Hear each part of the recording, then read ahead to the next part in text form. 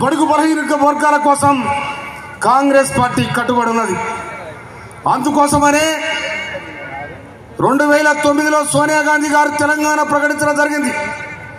ఆ తర్వాత 2014 మన్మోహన్ సింగ్ గారి నాయకత్వంలో జూన్ 2వ తారీఖు నాడు తెలంగాణ ప్రకటించడం 2013. ఇవాళ తెలంగాణను సాధించి వేలాది మంది అమరులై వాళ్ళ చేతుల కేసీఆర్ కుటుంబం చేతుల తెలంగాణను పెడితే ఆగం చేశారు. దోసుక తిన్నారు. ఎక్కడ పడితే అక్కడ దోపిడీలు వ్యవస్థనే మొత్తం సర్వనాశనం చేయడం జరిగింది.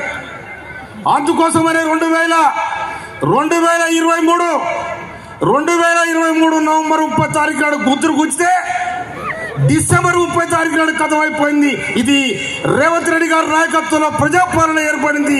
అందులో మనకు ఇలా మన కళ్ళ ముందు ఇవాళ మన ఈ జిల్లా బిడ్డ, ఈ జిల్లా నాయకులు, ఈ జిల్లా మంత్రి ఇవాళ ఉత్తమ్ కుమార్ రెడ్డి గారిని తీసుకొచ్చింది. ఆ జిల్లాకు రావాలి, నీ జిల్లాకు రావాలి, నీ ఇంటికి రావాలి, నీ తెలంగాణకు రావాలి. నీ పోరాటం చేసిన సాధించుకున్న తెలంగాణలో మీరు ఇక్కడ మీ నదం ఇవ్వాలని చెప్పి నేను రావడం జరిగింది. గౌరవనీయులు తుమ్మల నాగేశ్వరరావు గారు, నేను కూడా వారు యొక్క దగ్గర ఉండి అయ్యా మరి తెలంగాణ ఇట్లా చేసిన వీళ్ళ కథ ఇట్లా ఉంది అంటే నువ్వు ఏం తొందరపడ నేను ఉన్నావని చెప్పి నాకు తుమ్మల నాగేశ్వరరావు గారు నాకు సలహా ఇచ్చారు.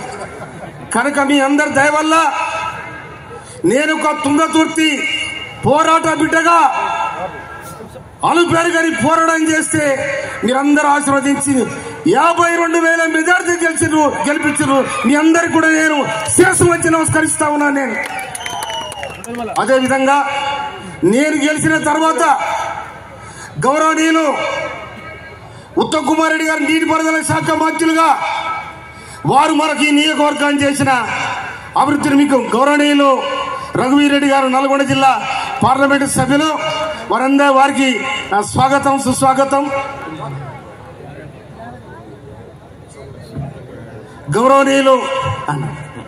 గౌరవనీయులు సర్వోత్తమ్ రెడ్డి గారు సీనియర్ కాంగ్రెస్ నాయకులు వారు వేదిక నడిపించాలని మనం చేస్తా ఉన్నా.